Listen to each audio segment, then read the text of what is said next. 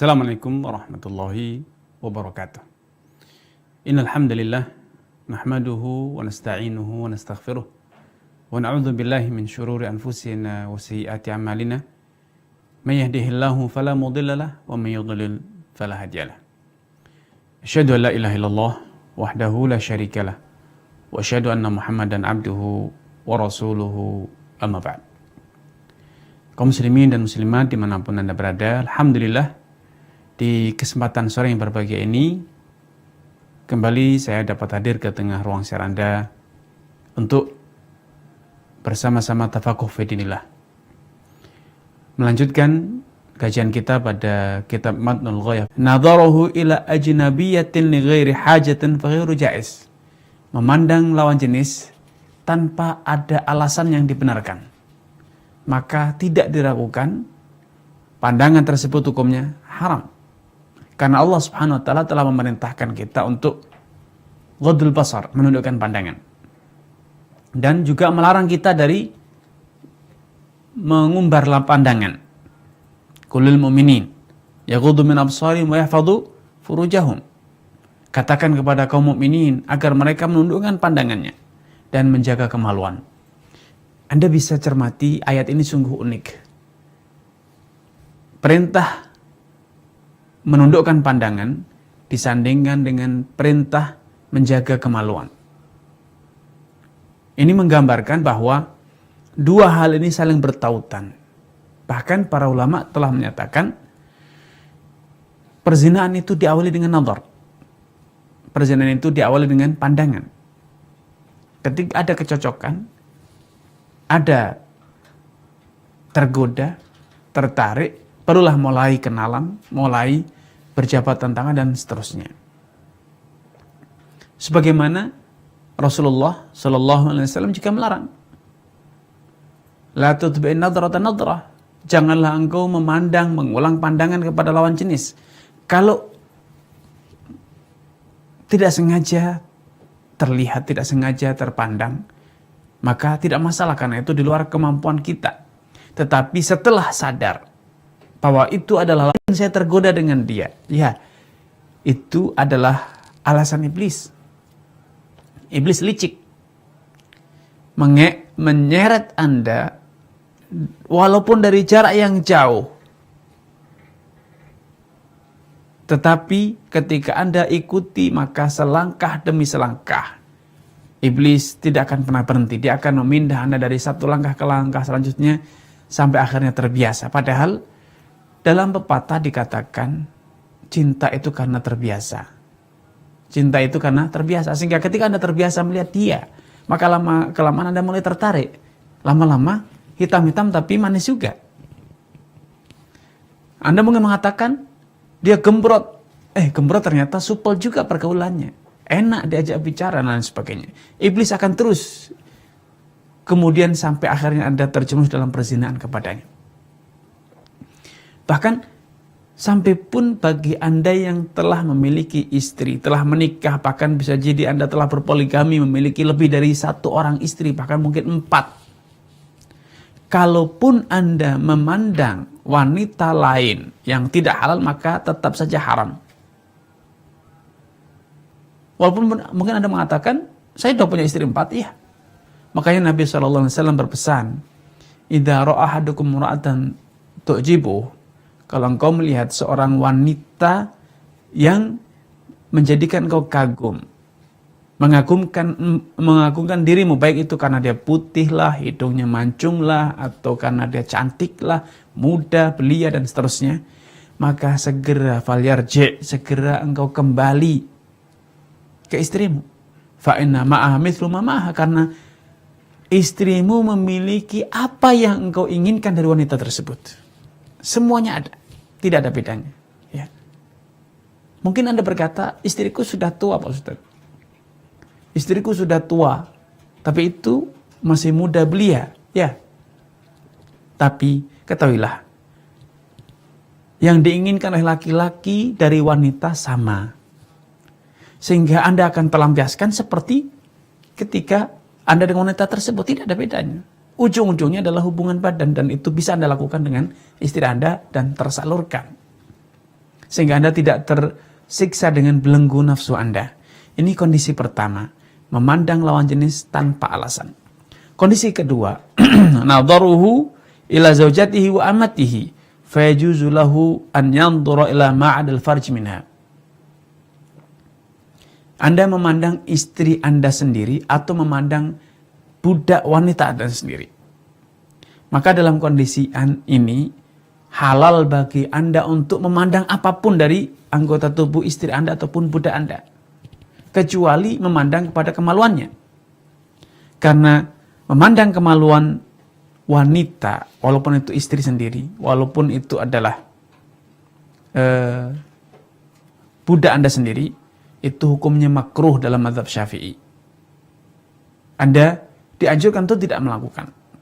Bahkan dibenci untuk melakukannya. Karena ada beberapa riwayat dari Nabi SAW yang mengatakan, an-nadhur ilal farji yurithu tamtha. Memandang kemaluan istri itu akan menjadikan Anda buta. Ya, namun riwayat ini riwayat yang lemah ya. Diriwayatkan oleh Al-Imam Ibn Hibban dalam kitabnya Ad-Du'afa.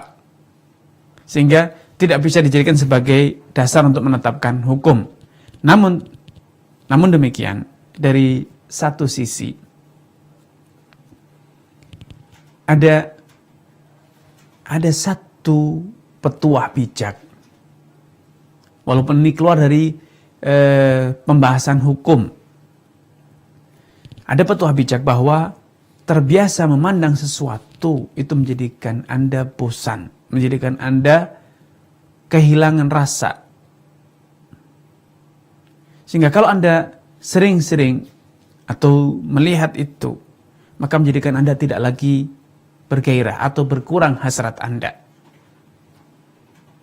Karena itu dahulu para salaf, para orang-orang bijak, orang tua menyarankan, memberikan nasihat kepada putri-putri mereka agar mereka kaum wanita melatih diri untuk tamanuk.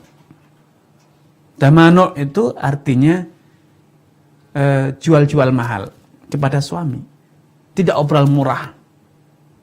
Sehingga dengan sikap istri yang berusaha tetap menjaga agar tidak mudah-mudah, ini akan menjadikan suami terus tergoda, suami terus penasaran, suami terus tertantang untuk bisa menundukkan istrinya. Ya, tapi ketika istri sudah mengobrol semuanya, maka ujung-ujungnya nanti suami mengatakan sudah terbiasa. Tentu ini tidak baik bagi keharmonisan hubungan rumah tangga. Namun secara tinjauan dalil, tidak ada dalil yang tegas, tidak ada dalil yang sahih yang melarang seorang suami untuk memandang kemaluan istrinya. Bahkan sebaliknya, ada beberapa dalil yang bisa difahami secara jauh, ya, tidak langsung tegas, tapi itu bisa dijadikan petunjuk untuk bolehnya melakukan hal itu.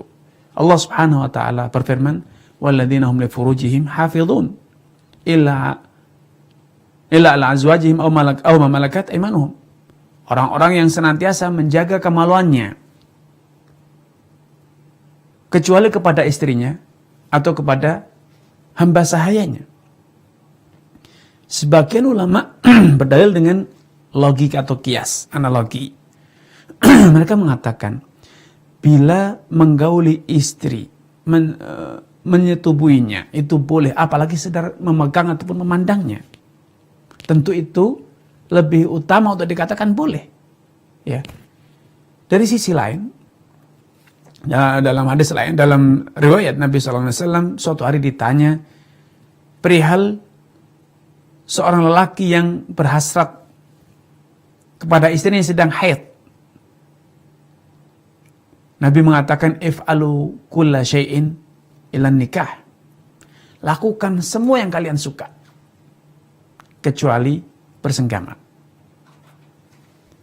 Alias, ketika istri sedang haid, yang terlarang hanya sekedar senggama.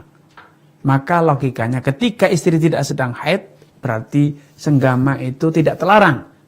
Dan konsekuensinya berarti selain itu pun juga tidak terlarang. Ya, tidak terlarang karena tidak ada larangan. Dan secara kaidah umum, para ulama telah menggariskan satu kaidah bahwa hukum asal itu adalah hal. Hukum asal sesuatu yang itu merupakan budaya, tradisi atau rutinitas, itu hukum asalnya halal. Berbeda dengan ibadah, maka hukum asal ibadah itu terlarang. Kenapa? Karena ibadah itu intinya adalah menuruti kemauan Allah, perintah Allah, sedangkan rutinitas itu adalah menuruti hasrat dan selera. Makanya, wallahu ta'ala alam, pendapat yang lebih kuat dalam hal ini, tidak mengapa melihat kemaluan istri walaupun tidak sepatutnya itu dilakukan terlalu sering ya. Kemudian, pandangan yang ketiga, kondisi ketiga, memandang lawan jenis, Anda telah menikahkannya kepada orang lain. Maka dalam kondisi semacam ini, Anda boleh melihat anggota tubuh keluarga Anda, mahram Anda, selain ma baina surah wa rukbah, selain antara pusar hingga lutut. Itu tidak boleh, karena itu termasuk aurat mughalladhah. Aurat yang besar, sehingga tidak boleh Anda pandang. Walaupun itu ibu Anda sendiri, walaupun itu kakak Anda sendiri, tidak boleh Anda pandang. Karena itu sangat naif sekarang ya, mencerminkan akan hilangnya rasa malu ketika banyak kaum wanita dengan dalih di dalam rumah sendiri mengenakan rok mini, mengenakan celana pendek. Ini tidak mencerminkan akan siam al-karimah, akhlak kepribadian seorang muslimah mahram. Maka itu haram hukumnya mengenakan rok pendek, rok mini atau celana pendek di depan mahram sendiri. Ya, kakaknya, bapaknya, ini tidak sepatutnya dilakukan. Dan itu hukumnya tidak boleh ya. Karena itu termasuk aurat yang tidak boleh dipandang. Adapun punggung, perut, lengan, leher, kepala, maka itu tidak mengapa kalaupun nampak kepada atau di hadapan mahram kita. Namun ada dua hal yang perlu dibedakan. Boleh terlihat bukan berarti diumbar. Boleh terlihat bukan berarti diumbar. Tentu berbeda. Para ulama tidak menganjurkan wanita untuk telanjang dada di hadapan mahramnya. Seperti yang dilakukan oleh sebagian umat ya, sebagian masyarakat, mereka terbiasa bertelanjang dada. Padahal dia wanita di depan mahramnya. Tentu ini tidak dibenarkan dalam Islam.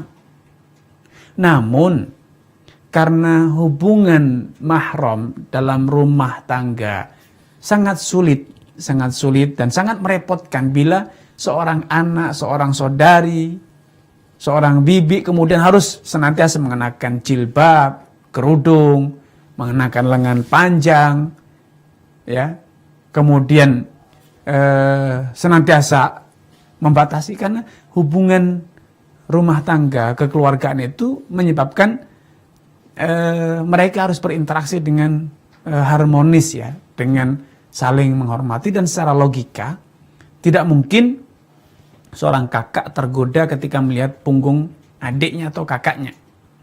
Seorang paman tergoda ketika melihat lengan keponakannya. Bapak tergoda ketika melihat betis putrinya. Tidak mungkin. Kecuali memang orang yang sudah rusak nalarnya, rusak moralnya. Maka orang yang seperti ini sudah tidak lagi ada mahram ataupun non mahram. Dia akan rakus. Na'udzubillah. Tapi dalam kondisi normal, seorang ayah tidak mungkin tergoda ketika melihat betis ataupun lengan ataupun leher istri, anaknya, cucunya, rambut putrinya, tidak mungkin. Ya, karena itu para ulama mengatakan boleh ya melihat atau terlihat, tidak harus ditutupi, tetapi bukan berarti harus diumbar. Karena mengumbar dengan bertelanjang dada itu cermin akan qillatul haya, hilangnya rasa malu, dan itu tentu tidak sesuai dengan tuntunan syariat. Rasulullah SAW bersabda, "Inna mimma adrakan nas min kalamin nubuwatil ula, idza lam tastahi fasna ma syi'ta." Di antara doktrin, di antara ajaran para nabi-nabi sejak zaman dahulu kala, yang sampai kepada kita saat ini, sebagian ajaran mereka di antaranya adalah, "Idza lam tastahi fasna ma syi'ta." Kalau engkau sudah memang kehilangan rasa malu, maka engkau pasti akan melakukan apa saja yang engkau suka. Tidak lagi ada norma, tidak lagi ada hukum, tidak lagi ada aturan. Tapi tentu seorang muslimah, walaupun di depan kakaknya, di depan pamannya, pasti dia malu kalau dia bertelanjang dada atau membuka dadanya, membuka punggungnya lebar-lebar. Ya. Tetapi dalam kondisi-kondisi tertentu memang kadang nampak, ya, tidak harus ditutupi. Tidak harus ditutup. Ketika Anda harus mengobati punggung misalnya, maka tidak mengapa seorang putri minta dibantu oleh bapaknya untuk diobati punggungnya, sekedar mengoleskan misalnya obat gatal atau yang serupa. Atau kalau memang karena memang bukan aurat di depan mahram, maka bagi seorang wanita boleh mengenakan pakaian yang lengan pendek sehingga kelihatan lehernya, lengannya, itu tidak masalah, ya. Karena Allah Subhanahu wa taala telah berfirman, "Wala yubdina zinatahunna illa li bu'ulatihinna aw abaihin." Janganlah mereka menampakkan perhiasan mereka kecuali kepada suami mereka atau kepada bapak-bapak mereka, atau abnaihin aw ikhwanihin aw bani ikhwanihin, atau kepada anak-anak mereka, atau kepada saudara-saudara mereka, atau kepada anak saudara-saudara mereka atau keponakannya, dan seterusnya. Sehingga ayat ini jelas bahwa tidak mengapa menampakkan perhiasan, baik itu perhiasan yang lahir ataupun perhiasan yang terbiasa ditutupi, seperti gelang, seperti emas yang dikenakan di lengan, kalung, tidak mengapa nampak kepada mahramnya, ya. Ini kondisi yang ketiga. Kondisi yang keempat, an-nadharu li ajli nikah fayajuzu ilal wajhi wal kaffain. Memandang lawan jenis karena ada keperluan sebagai proses pernikahan. Bila memandang lawan jenis karena itu sebagai bagian dari tahapan Alhamdulillah. Memandang lawan jenis bila itu merupakan bagian dari tahapan menikahinya, maka tidak mengapa memandang kepada wajah dan kedua telapak tangannya. Kenapa? Karena wajah itu majami'ul husni. Wajah itu merupakan simpul kecantikan. Kalau Anda sudah tidak tertarik dengan wajah wanita, Anda pasti tidak akan pernah tertarik dengan punggungnya. Tidak akan tertarik dengan betisnya. Tetapi semua orang sadar bahwa wanita dikatakan cantik itu karena wajahnya. Orang dikatakan tergoda dengan wanita itu karena apa? Mayoritas umumnya karena tergoda oleh paras wajahnya.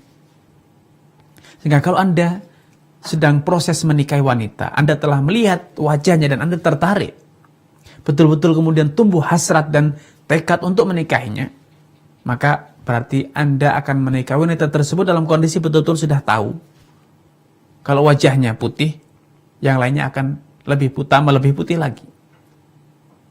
Ya. Kemudian Anda boleh juga memandang kedua telapak tangannya, karena kedua telapak tangannya itu adalah anggota tubuh yang paling sering digunakan untuk bekerja, beraktivitas. Bila Anda melihat tangannya itu lembut, putih, maka tubuh yang lainnya yang tertutup, yang jarang terpapar, tersentuh benda, akan lebih lembut lagi dan lebih putih lagi. Sehingga dengan memandang telapak tangan itu sudah mewakili, menggambarkan akan kondisi real tentang tubuh wanita tersebut. Sehingga dengan melihat dua anggota tubuh ini, wajah dengan kedua telapak tangan, Anda sudah memiliki gambaran yang mendekati real. Gambaran yang meyakinkan akan kondisi wanita tersebut. Sehingga ketika Anda tertarik dengan melihat kedua anggota tubuh ini, maka berarti Anda akan menikahinya dalam kondisi ala ilmin wa basirah. Anda betul-betul tahu, kenal, memahami bagaimana kondisi tubuh wanita tersebut yang akan Anda nikahi. Ya, ini mazhab yang diajarkan dalam mazhab al-Imam Syafi'i rahimahullah ta'ala. Ada beberapa dalil yang bahkan menganjurkan kita untuk mengawali proses pernikahan dengan nazar, dengan melihat lawan jenis. Dengan alasan apa? Dengan ketika Anda memandangnya terlebih dahulu sebelum menikah, maka ketika Anda betul-betul menikahinya, Anda betul-betul sudah mengenali wanita tersebut, mengenali fisik wanita tersebut.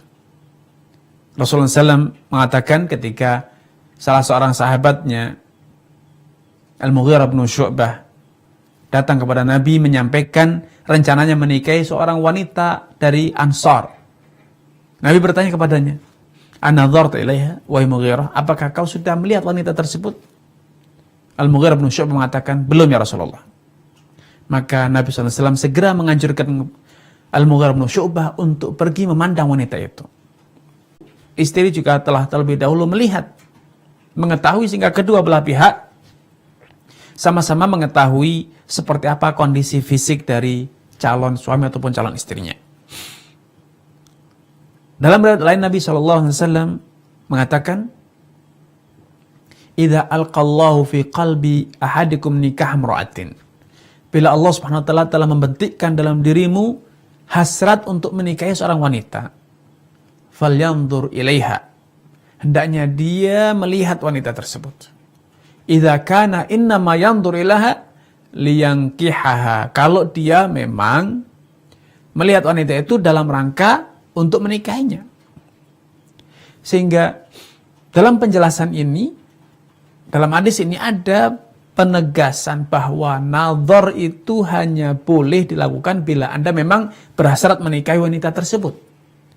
Adapun bila Anda nazar melihat wanita bukan untuk menikahinya, tapi untuk membandingkan mana yang lebih cantik, seperti kontes Fatimah atau Aisyah atau Khadijah atau Safiyah atau Salma atau Asma, Anda pandangi semuanya, Anda datangi semuanya dengan dalih nazar. Padahal Anda belum ada hasrat menikahi salah satunya. Anda hanya ingin memilih. Anda tidak punya hasrat menikahi mereka semua. Anda hanya punya hasrat menikahi satu dari mereka. Tapi Anda bimbang mana yang harus Anda pilih. Kemudian Anda berdalil dengan nazar. Ini bentuk kecurangan. Ini bentuk khianat. Karena Nabi SAW memberikan izin untuk nazar itu dengan catatan idza kana innama yanzuru ilaiha liyankihaha. Kalau dia melihatnya dengan tujuan untuk menikahinya, sedangkan ketika Anda 7 orang sekaligus atau 5 orang sekaligus Anda nazar, Anda tidak ingin menikahi kelimanya. Anda hanya ingin menikahi salah satunya. Tentu ini tidak sesuai dengan tuntunan Nabi SAW. Ya. Kemudian Nabi SAW dalam hadis di atas menyatakan, "Idza alqallahu fi qalbi ahadikum nikah imra'atin." Kalau sudah ada hasrat menikahi wanita, ini ada petunjuk di sini bahwa nazar itu dilakukan sebelum khidbah. Nazar dilakukan sebelum Anda secara formal melamar wanita tersebut. Sehingga Anda melihat dia untuk memastikan, membulatkan niat, membulatkan tekad apakah Anda akan tetap maju menikahinya atau Anda mengurungkan niat Anda. Ya. Ada hasrat, tapi hasrat ini tentu dibutuhkan penguat agar menjadi sebuah tekad. Nah, ketika muncul hasrat, Anda sudah boleh nazar, walaupun Anda belum mengutarakan niat untuk melamarnya. Namun, dalam riwayat Al-Mughirah bin Syu'bah, Al-Mughirah bin Syu'bah sudah dengan jelas bulat tekadnya menikahi wanita. Menikahi seorang wanita dari Ansar.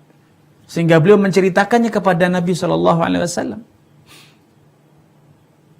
Barulah Nabi SAW menganjurkan kepadanya untuk nazar. Sehingga dari menggabungkan sekian dalil yang ada, kemudian para ulama menyimpulkan bahwa nazar itu boleh dilakukan sebelum khitbah ataupun setelah khitbah.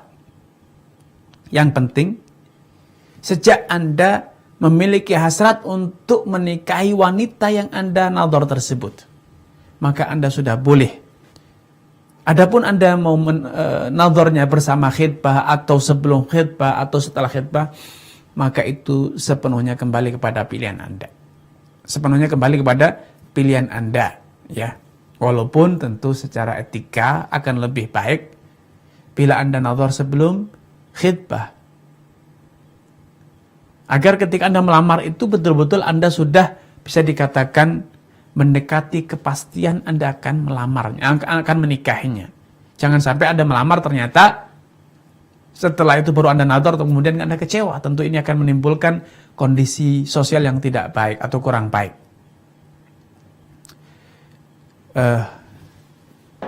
Dalam pernyataan al-muallif digambarkan bahwa batasan nazar itu hanya wajah dan kedua telapak tangan dengan dalil yang sudah diutarakan di atas. Namun pendapat ini sekali lagi bukan pendapat yang disepakati oleh seluruh ulama.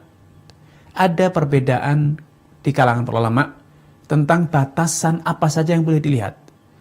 Salah satunya, dan ini pendapat yang cukup kuat, menyatakan bahwa nazar ketika khitbah, ketika hendak menikahi, itu seperti nazar ketika wanita itu sedang berada di mana?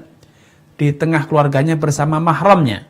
Sehingga boleh melihat, boleh nampak, tidak mengapa kalaupun Anda melihat lehernya, lengannya, ya, betisnya. Sehingga ketika Anda nazar, apalagi kalau nazarnya secara formal datang dengan baik-baik kepada orang tuanya, maka tidak mengapa bila wanita yang Anda nikahi itu keluar menemui Anda bersama ditemani mahramnya, baik orang tuanya ataupun saudaranya, keluar dalam kondisi mengenakan baju rumah. Tahtal karobi,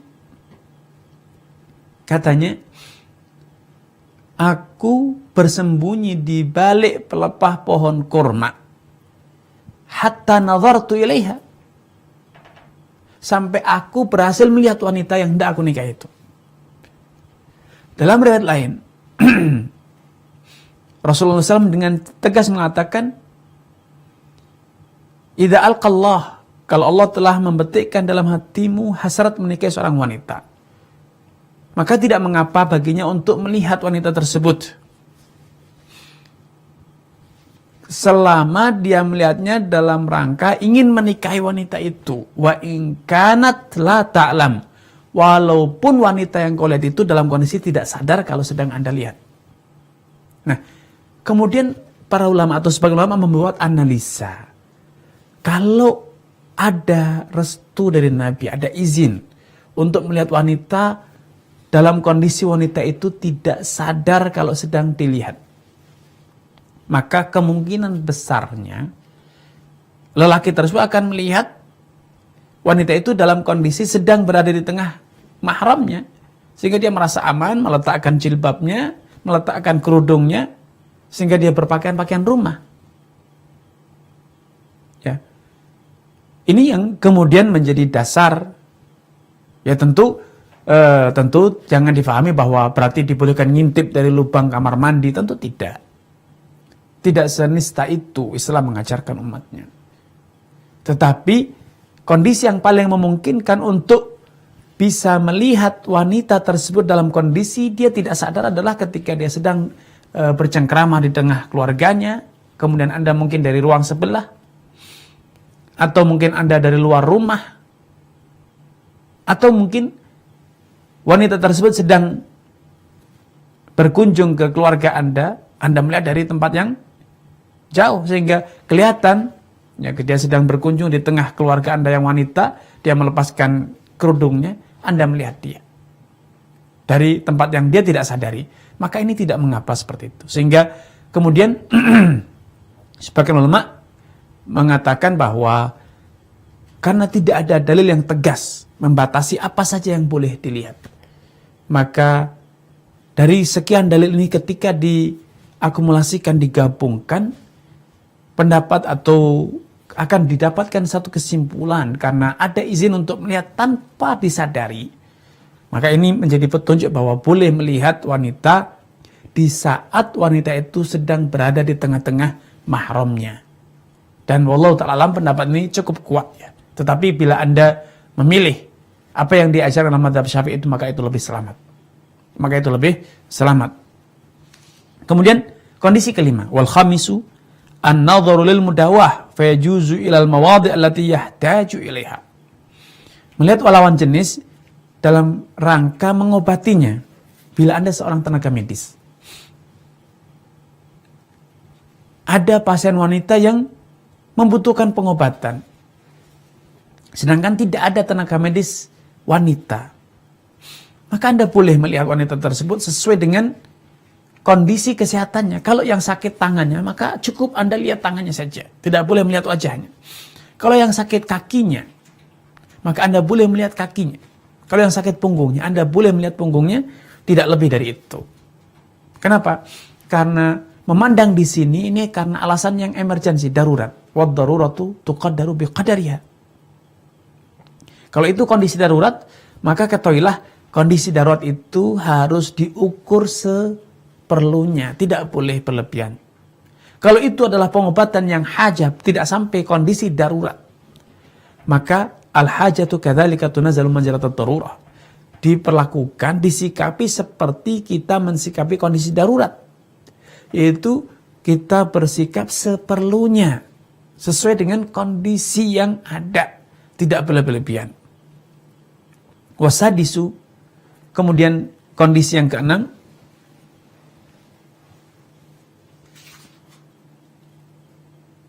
ya, kemudian ada satu riwayat, ya, sebelum saya masuk kondisi yang keenam, ada satu riwayat bahwa Ummu Salamah radhiyallahu taala anha suatu hari pakar, seorang praktisi hijamah untuk menghijamah istrinya. Tentu ya, hijamah itu mengharuskan untuk membuka bagian yang akan dibekam.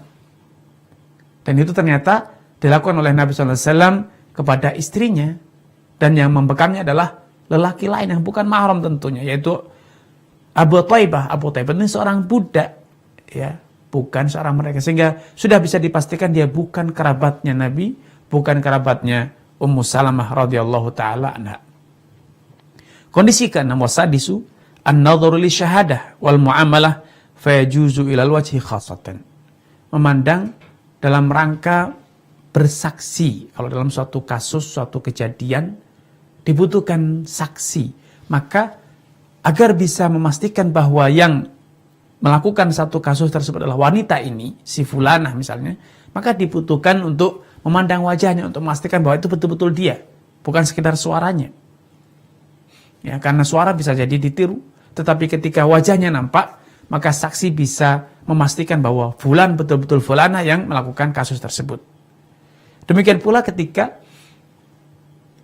wanita itu melakukan satu transaksi yang nilainya cukup berarti, sehingga perlu ada pembuktian, alat bukti bahwa transaksi ini valid. Maka di zaman dahulu, persaksian itu dilakukan dengan cara apa? Dengan cara memandang wajah yang berjualan ataupun yang membeli atau yang menyewa. Karena belum ada alat ganti, alat bantu untuk memastikan identitas, kecuali dengan melihat wajahnya. Tetapi di zaman modern, ya, zaman modern seperti sekarang, sudah ada identitas. Ada SIM, ada paspor, ada KTP, ada kartu keluarga. Maka mendatangkan bukti ini, memastikan ya, dengan adanya KTP, SIM dan lainnya, itu sudah cukup mewakili secara hukum dan bisa dijadikan sebagai dasar untuk bersaksi kelak ketika dibutuhkan.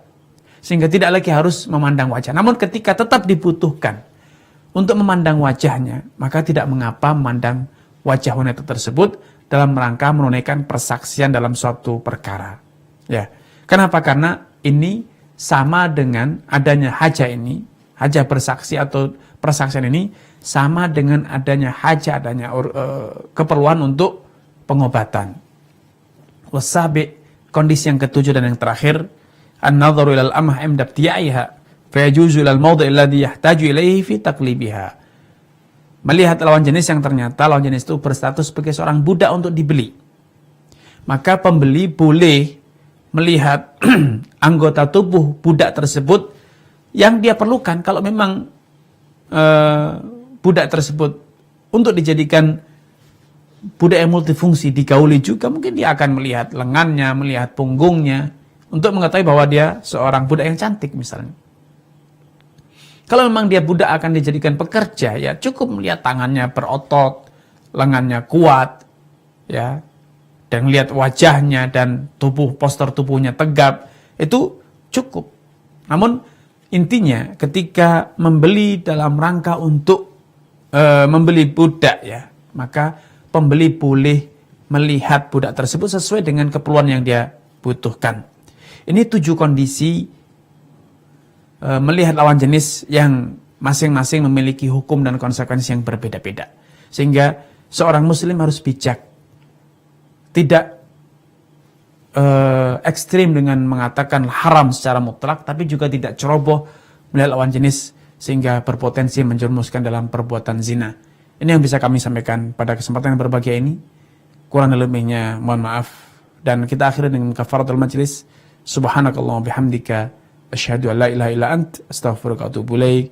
Wassalamualaikum warahmatullahi wabarakatuh.